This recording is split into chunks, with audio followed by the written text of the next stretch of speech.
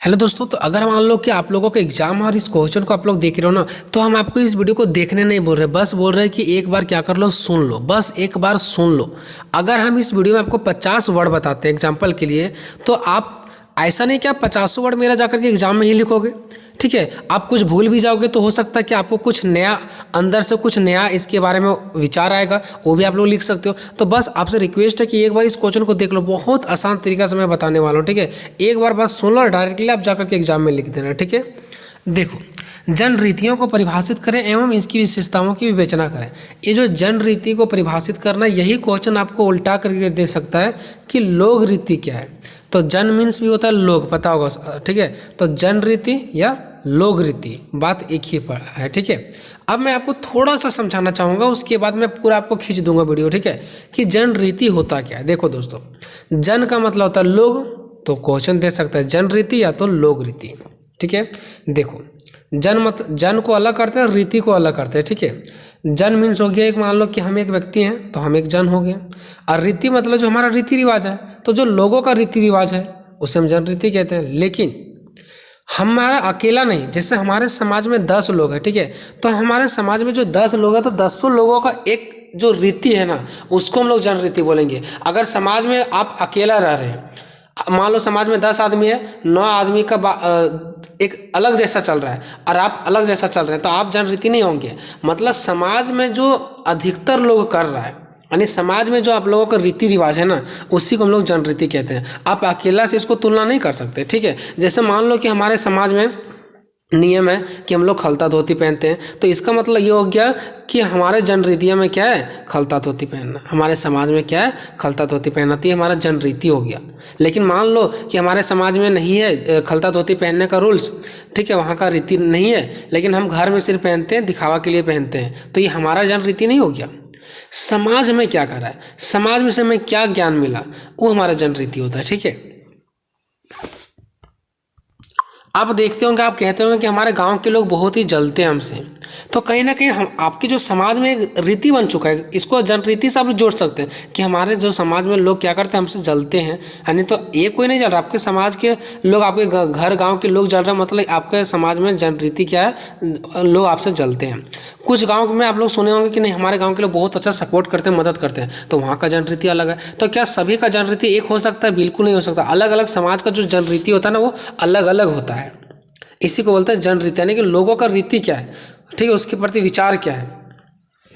तो देखो, इस शब्द का सर्वप्रथम प्रयोग अमेरिका के प्रोफेसर ग्राहम समनर ने 1906 में अपने पुस्तक फॉकवेज में किया था। ध्यान रखना दोस्तों, बस ये एक वर्ड मैंने लिखा है, अगर इसको लिखते हो ठीक है, अगर आप लोग याद नहीं कर पाते हो तो जो भी समझते हो एग्जाम में लिखाना। ठीक है, सर्वप्रथम प्रयोग कौन किया था? अमेरिका के प्रोफेसर, पूरा नाम क्या इसका? ग्राहम समरन। ठीक है, ये पूरा इसका नाम है, प्रोफेसर ग्राहम समरन। 1906 की बात है, अपनी पुस्तक फॉकवेज में लिखा था। किस में लिखा था दोस्तों? फॉकवेज में किया गया था। ठीक है, अब देखते हैं इसका अलग अलग अर्थ। ठीक है, जन रीति या लोक रीति को इंग्लिश में बोलते हैं फॉकवेज। ठीक है, यदि हम शाब्दिक दृष्टि से देखें तो यह शब्द 2 शब्दों से मिलकर बना है, फॉक तथा वेज से। ठीक है, अब इसका योग देखते हैं, फॉक प्लस वेज बराबर क्या होता है? फॉकवेज, जिसका क्रमशः अर्थ क्या होता है? फॉक का मतलब होता है जन या तो जनता, और वेज का मतलब होता है रीतियाँ। वेज मतलब रास्ता। देखो कि हम लोग जो किस रास्ता पे चलते हैं, तो हमारे समाज में लोग क्या करते हैं? जलते हैं, मतलब जलने के रास्ते पे चल रहे हैं। कुछ लोग मदद करते हैं तो मदद करने के रास्ते पे चल रहे हैं। तो लोगों का रीति, आखिर लोगों का रीति वहाँ पे क्या है? तो जन प्लस रीतियाँ, यानी लोगों और उसके रीति रिवाज दोनों मिल के बनता है जन रीतियाँ।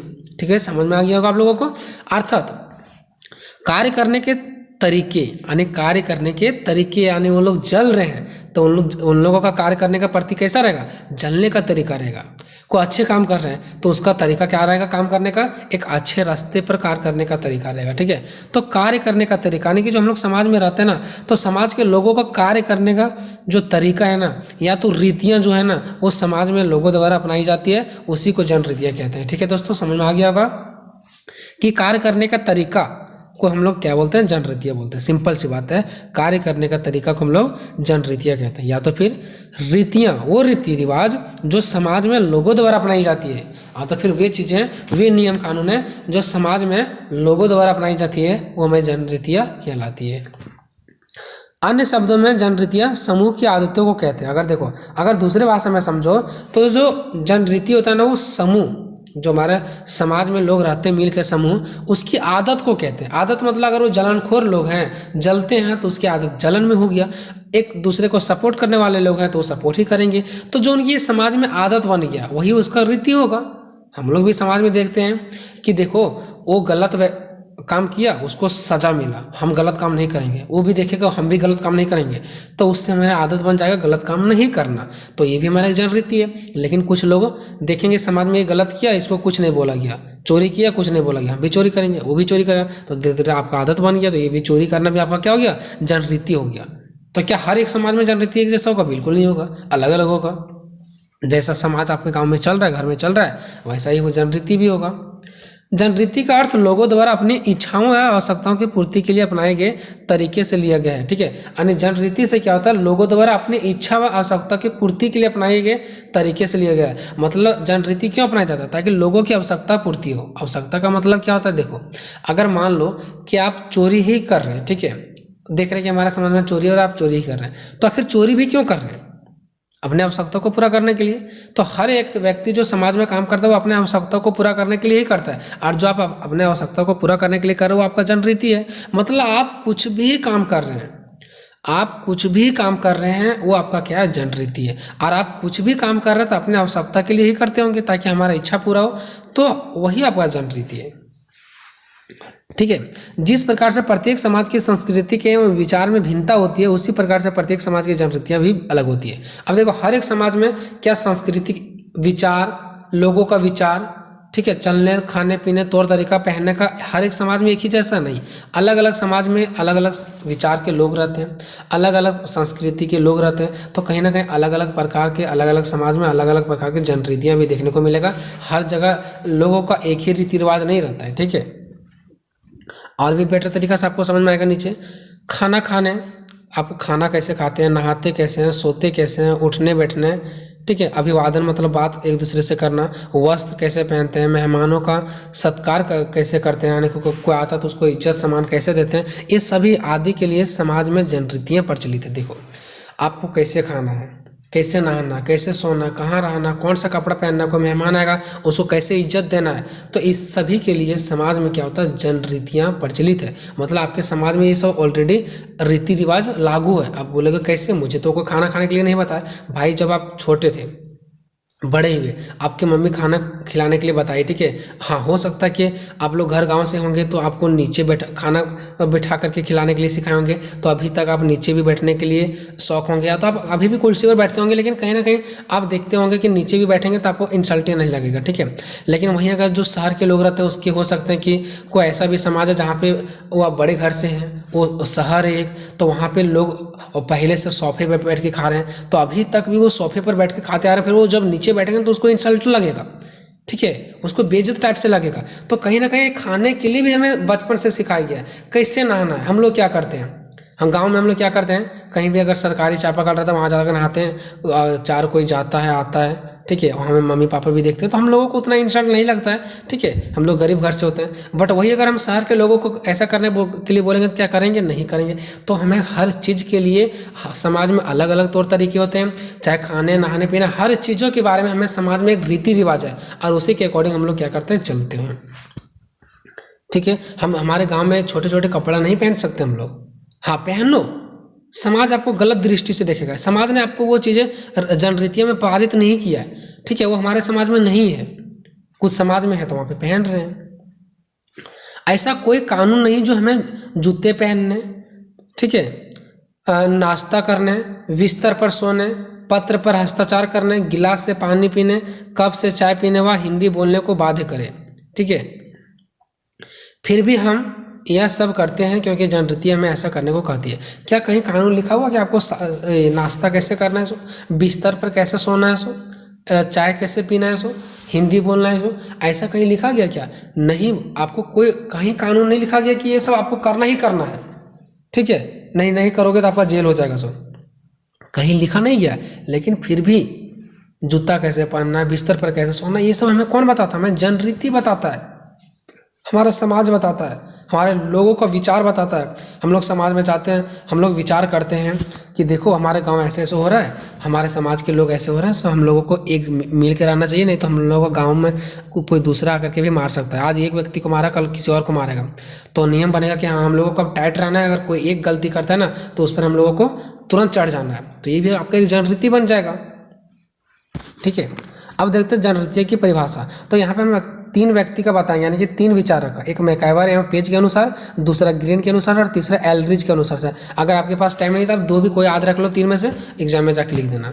मैकाइवर और पेज के अनुसार से कहना है कि जनरीतियाँ का परिभाषा देते हुए इसने कहा, मैकाइवर एंड पेज, कि जनरीतियाँ समाज में मान्यता प्राप्त प्रणाली है। मतलब जनरीतियाँ हम किसको कहते हैं, जो समाज में मान्यता प्राप्त है, जिसको समाज ने ऑलरेडी मान्यता दे दी है। जैसे कि वहाँ के गांव के लोगों को खलता धोती पहनना है, तो ये मान्यता कौन दे दिया, समाज दे दिया। तो जनरीतियाँ का कहना, यानी मैकाइवर एंड पेज का कहना है कि जनरीतियाँ जो है ना वो समाज में जो मान्यता प्राप्त हो उसी को बोलते हैं जनरीतियाँ, जो समाज में ऑलरेडी मान्यता प्राप्त, जो समाज ने एक्सेप्ट कर लिया है। ठीक है, ग्रीन के अनुसार इसने कहा कि जनरीतियाँ कार्य करने की वो विधि है, यानी कि जनरीतियाँ कार्य करने की वो विधि जो एक समाज या समूह में समान रूप से पाई जाती है तथा वे एक पीढ़ी से दूसरी पीढ़ी में हस्तांतरित होती है। मतलब देखो, ग्रीन के अनुसार इसने स्पष्ट बोला कि ये कार्य करने का वो सारा विधि है जो समाज या समूह में समान रूप से पाई जाती है। समान रूप से मतलब सभी लोगों में।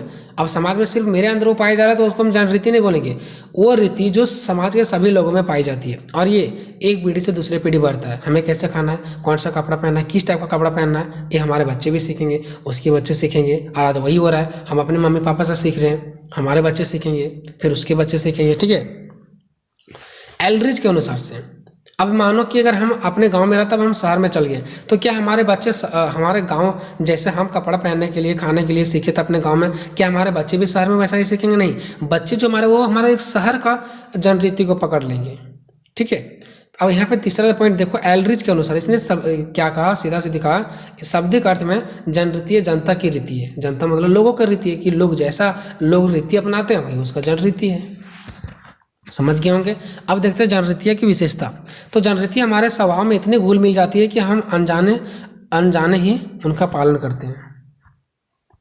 मतलब क्या कि जनरीतियाँ जो होती है ना वो हमारे स्वभाव में घुल जाती है, अब कि हम उसको अनजाने में ही उसका पालन करते हैं। मतलब क्या, देखो हमें जूता कैसे पहनना है, कैसे कपड़ा पहनना है, क्या ये हमारे अंदर घुल मिल गया ना, ये चीज़ें हमारे, ये जो चीज़ें हैं कि कैसे क्या करना नहीं करना, वो हमारे अंदर बैठ गया है, वो हमारे अंदर घुल मिल गया है। ठीक है, और हम उसको क्या बार बार जान के कि हमारे समाज में ऐसे जूता पहनना, ये करना है, और उसी टाइप से पहनते। जब जूता पहने जाता है क्या आपके विचार में आता है कि समाज में हमारा ऐसे ही जूता पहनने के लिए बोलेगा? नहीं। अब अचानक जूता पहन लेते हैं, क्या आप जब जाते हैं दुकान में तो क्या आपके मन में ऐसा आता है कि हमें छोटा कपड़ा नहीं लेना? रे मन में आपका तुरंत आ जाता है हमें नहीं लेना है, हम लोग पहनना ही नहीं वैसा कपड़ा। तो वो आपके अंदर ही ऑलरेडी छुपा हुआ रहता है। ठीक है, और उसको आप जान के ये यूज नहीं करते। ये जो जनरीति वो अनजाने में यूज करता है, अचानक से विचार में आ जाता है, ऑलरेडी मेरे मन में रहता है। दूसरा, जनरीति का जन्म स्वतः ही होता है तथा बार बार दोहराने से इनका रूप विकसित हो जाता है। कानून की तरह इसका निर्माण किसी विधान निर्मात्री सभा द्वारा नहीं किया जाता। मतलब इसका कोई ऐसा नहीं समाज में कि इसको लिख दिया गया कि आपको जूता कौन सा पहनना है, कपड़ा कैसा पहनना है, छोटा पहनना है कि बड़ा पहनना, नहीं, ये लिखा हुआ नहीं रहता, ये खुद ब खुद विकसित होता है। ठीक है, तीसरा, जनरीतियाँ मानव के लिए उपयोगी, जो जनरीतियाँ वो मानव के लिए क्या उपयोगी है। चौथा पॉइंट है, किसी समाज की जनरीतियों की सूची बनाना बहुत कठिन है। क्यों? क्योंकि समाज में इनकी जनसंख्या जो है बहुत ज़्यादा है। समाज के विकास के साथ साथ जनरीतियाँ भी बढ़ती जाती। देखो, अब समाज में जनरीतियों को एक सूची बनाना कि लोगों को कैसे खाना, कैसे पहनना, तो पता चलेगा बहुत बड़ा सूची बन गया, और ये सिर्फ एक समाज में काम करेगा, फिर दूसरा समाज में अलग होगा, तो ये बनाना बहुत मुश्किल है। ठीक है, पांचवा, जनरीतियाँ मानव व्यवहार पर नियंत्रण रखती है। जो जनरीति वो मानव पर क्या करती है, नियंत्रण रखती है। नियंत्रण नहीं रखती है, हम दुकान जाते हैं तो छोटे कपड़े नहीं पहनते हैं। ठीक है, तथा समाज के सभी सदस्यों के व्यवहारों में एकरूपता उत्पन्न करती है। और जो जनरीति है ना वो समाज में सभी लोगों को एक ही जैसा भावना उत्पन्न करती है। ठीक है, इससे क्या होता है, लोग एक साथ मिलकर रहते हैं। छठा, जनरीतियाँ पीढ़ी दर पीढ़ी हस्तांतरित यानी बढ़ते जाती है। प्रत्येक पीढ़ी के अपने अनुभव उससे जुड़ते जाते हैं। ठीक है, यानी कि हमारे बच्चे सीखें, उसके बच्चे सीखेंगे। जनरीतियाँ आलिखित होती है, मतलब ये लिखा हुआ नहीं रहता कहीं, अतः ये कानून की भांति स्पष्ट नहीं होती है कि यही चीज़ आपको करना है, आप छोटा कपड़ा पहन लिए तो आपको मार दिया गया, ऐसा भी नहीं होता इसमें। ठीक है, आठवां, समाज में कुछ जनरीतियाँ अधिक महत्वपूर्ण मानी जाती है तो कुछ कम महत्वपूर्ण माना जाते हैं। जो अधिक महत्वपूर्ण माना जाता है, मान लो कि आपको, आप देखे होंगे समाज में, ठीक है, आपको कोई गलत काम नहीं करना, समाज में बताइए कि ये काम जो करेगा गांव के लोग उसको दंडित मिलेगा। ठीक है, और आप वो गलत काम कर दिए तो आपको दंड मिलेगा, लेकिन कुछ छोटे मोटे चीज़ होते हैं जो आप गलत कर देते हैं तो आपको दंड नहीं मिलता है, ठीक है। अब निष्कर्ष के तौर पर हम देख सकते हैं कि जनरीतियाँ का हमारे जीवन में बहुत महत्व है।